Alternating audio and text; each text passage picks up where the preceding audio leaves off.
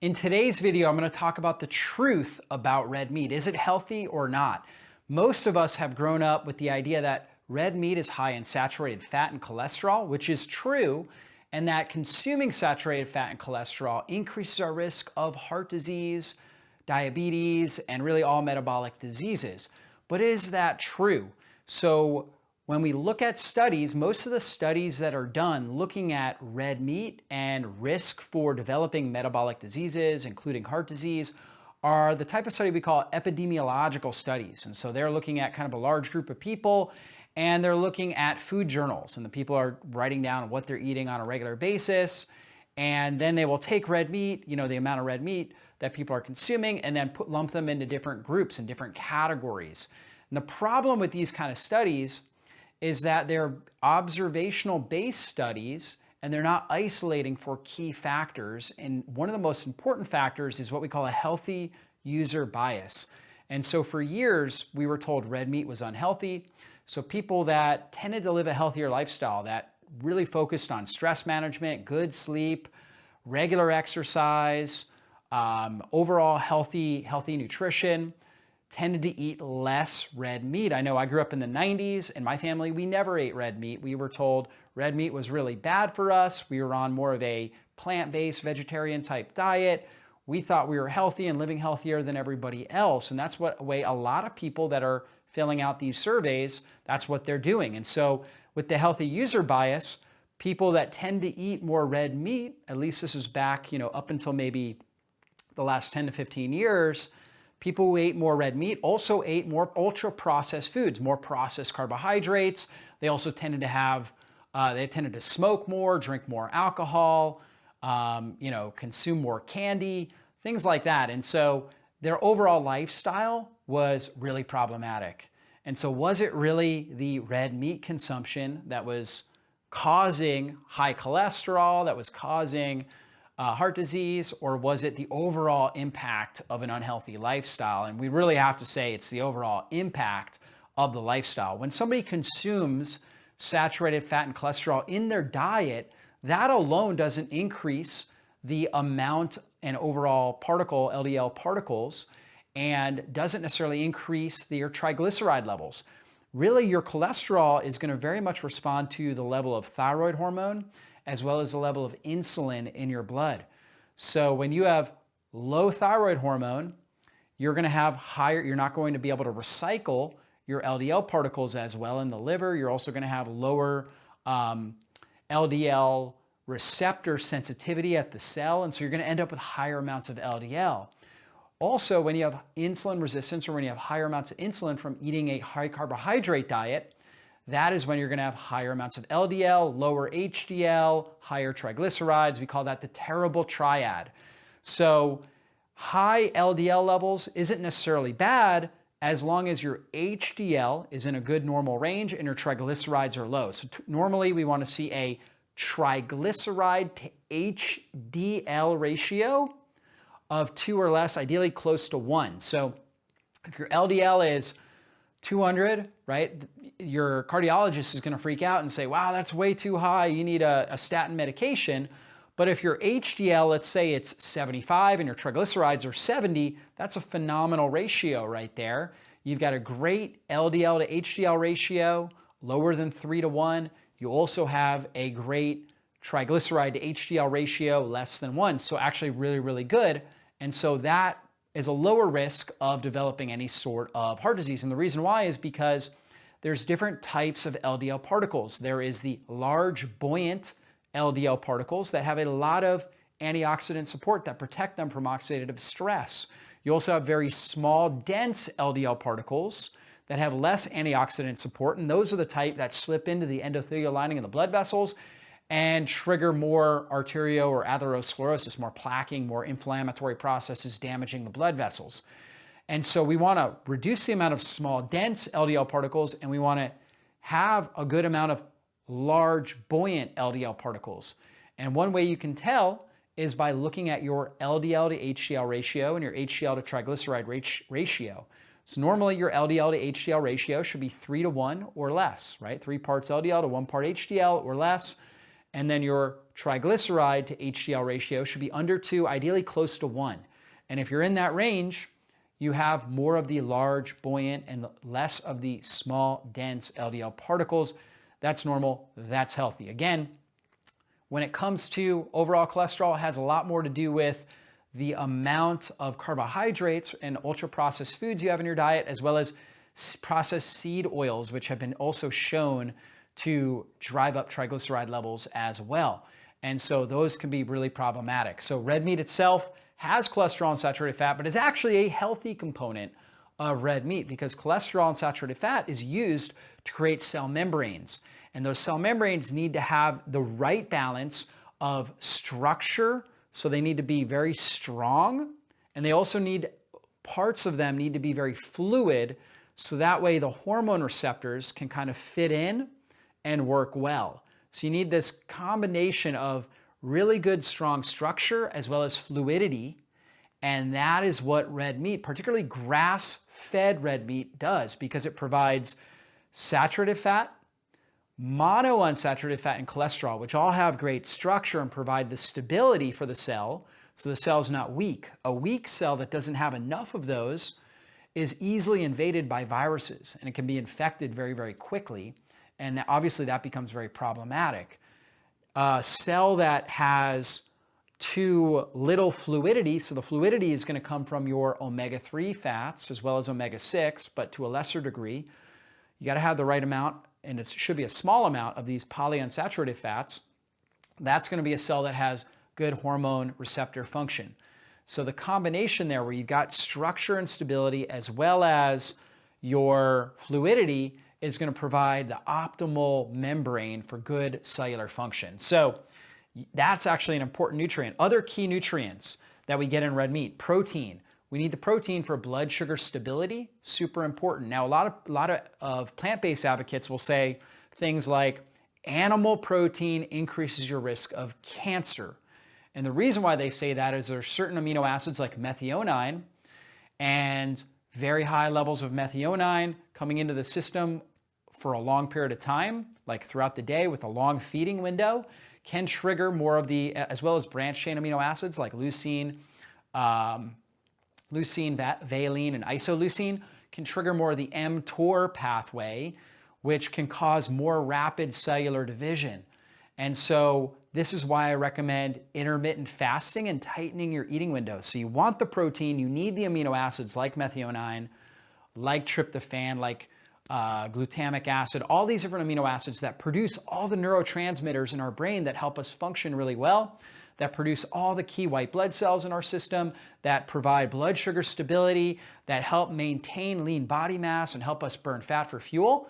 But you don't want to be consuming protein from the moment you wake up in the morning to 10, 11 o'clock at night like a traditional bodybuilder, because that way you're going to increase that mTOR pathway, you're going to increase overall cell reproduction, and it can be problematic on your system. But if you tighten your eating window and you're consuming protein in, let's say, 6, 8, 10-hour eating window, that's great. You're going to get the benefits without those downsides. So protein is key. Healthy fats. We talked about saturated, monounsaturated.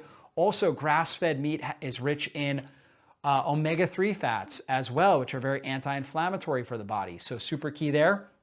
There's also another key fat we call CLA, conjugated linoleic acid, which has been shown in research to dramatically improve immune function and stimulate fat burning more effectively. And you get that at high amounts, particularly in grass-fed animal products, grass-fed beef, bison, things like that. Vitamin B12. There really is no plant-based source of B12 that's effective. It's a pseudo form of B12, if there is. And so a vegan or somebody that's avoiding meat products really needs to supplement with a good form of B12. But you get B12 naturally in your animal products, particularly in your grass-fed red meat. You also get fat-soluble retinol. Fat-soluble retinol is really powerful for your brain, your skin, your eyes, as well as your immune system. And so some of the best sources of fat-soluble retinol are going to be pasture-raised eggs, grass-fed butter, and also grass-fed meat. Conjugated linoleic acid, like I talked about, selenium, which is a really critical antioxidant mineral that plays an important role in immune function as well as thyroid health. You get that in high amounts in grass-fed meat. You also get zinc. Zinc is super important for skin, hair, nails, thyroid function, metabolism, immune function, super key for immune function. We learned about that, right? What's the best mineral for suppressing viral replication? Zinc. You need zinc. So many people are deficient in zinc. Getting it from grass-fed animal products, the best, most absorbable form of zinc. Carnitine. Carnitine is actually what gets fatty acids into the mitochondria to be used for energy. So if you're deficient in carnitine, you're not going to be able to burn fat effectively for fuel, and your mitochondria are not going to be able to work properly. Your body's going to produce a lot more oxidative stress, and you're going to damage cells faster. So you're going to have more of these senescent, old, damaged, decayed cells in your system. Carnitine, you're only going to find that in animal-based sources, particularly red meat. Carnitine, like carnivore, for example, it's because it's only in animal products unless you're supplementing with it. Another one that starts with carn for the carnivore, carnosine, this is actually called the molecule of longevity. Carnosine has been shown to reduce protein denaturation. So it's one of the most powerful compounds for reducing oxidative stress within our cells, for reducing glycation of our red blood cells. It helps to protect all the different proteins in our body, protects the mitochondria. Really, really powerful nutrient, the molecule for longevity. And you find this in high amounts in your grass-fed animal products, up to 1,500 milligrams per pound in your grass-fed animal products. So a lot of powerful nutrients in there, a lot of reasons to consume red meat. You're gonna get a lot more of these nutrients in grass-fed animal products, and also less toxins in grass-fed rather than commercially raised, grain-fed animal products. So when the animals are consuming grains, they are bioaccumulating any of the pesticides and herbicides that were sprayed on those grains. And the grains trigger more omega-6 fats. The omega-6 fats are more inflammatory for the body. So you get higher amounts of omega-6, lower omega-3, less CLA, less antioxidants, less carnosine, less vitamin E, vitamin A, retinol, all of these things, and then more toxins. So it's really ideal to go with grass-fed, pasture-raised red meat. Now, there are some people out there that say, well, when I eat red meat, I don't feel good. I feel like I've got acid reflux. I feel like I'm constipated. I have diarrhea. I have brain fog. I have more pain in my body. I get acne or I get eczema. There are a couple of reasons for that. Number one is for some individuals, their gut has been so damaged that they have developed a food allergy or sensitivity to the particular red meat, beef or whatever they're consuming, and that could certainly be an issue, okay? But that is actually pretty rare. The more common issues when you're not digesting red meat effectively would be low stomach acid. That's one of the most common reasons. You need really good stomach acid to break down red meat effectively. A lot of people not producing enough stomach acid, so it just sits in their gut. And so what can we do there? We can chew on some ginger root before the meal. That will help activate all the digestive juices, including stomach acid, bile production, pancreatic enzymes, so you can digest your meal more effectively. Drink ginger tea throughout the day. That can really help. Take a tablespoon of apple cider vinegar and 4 ounces of water and drink that before the meal. And that can really help with stomach acid production so you can digest your meat more effectively.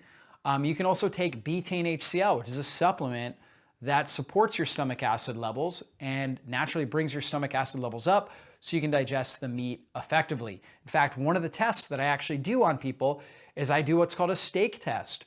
You eat roughly 6 ounces of steak. Normally, you should feel great after eating that. You don't eat anything else with it, steak and maybe some salt, no sauces, nothing else. Just consume that.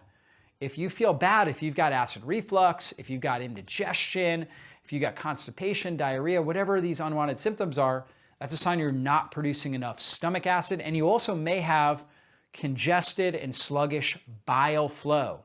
If that's the case, we need to do things like use castor oil pack over our gallbladder and liver area. We need to drink ginger tea. We need to do the apple cider vinegar before the meal and see if we're noticing improvement there. We may also need to supplement with betaine HCl or some sort of stomach acid digestive enzyme supplement in order to improve digestion. Now, another issue, and this goes hand in hand with the stomach acid, is an H. pylori infection. Very common infection that suppresses. H. pylori is this bacteria that can live in the stomach, but it suppresses stomach acid production. And a common symptom is belching or burping on a regular basis, trouble digesting meat, oftentimes nutrient deficiencies like in B12, zinc, iron. I didn't even mention iron. That's one of the key nutrients in our red meat. If we have an H. pylori infection, that can reduce our ability to digest meat effectively as well. We have a lot of content on drjockers.com on our H. pylori protocol that really works great to help to reduce and eliminate H. pylori so you can really get the stomach acid production that you need. And again, the last thing there is sluggish bile. I also see this very commonly because red meat is a combination of protein and fat. And so you also need the bile to emulsify the long chain fats that are coming into your system from the red meat.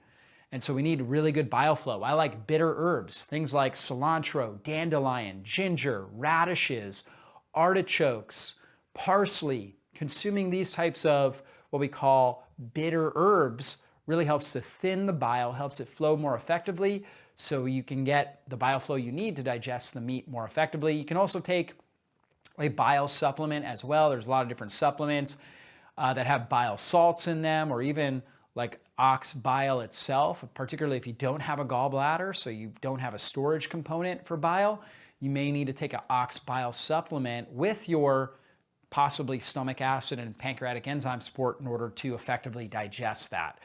So that's a lot of content.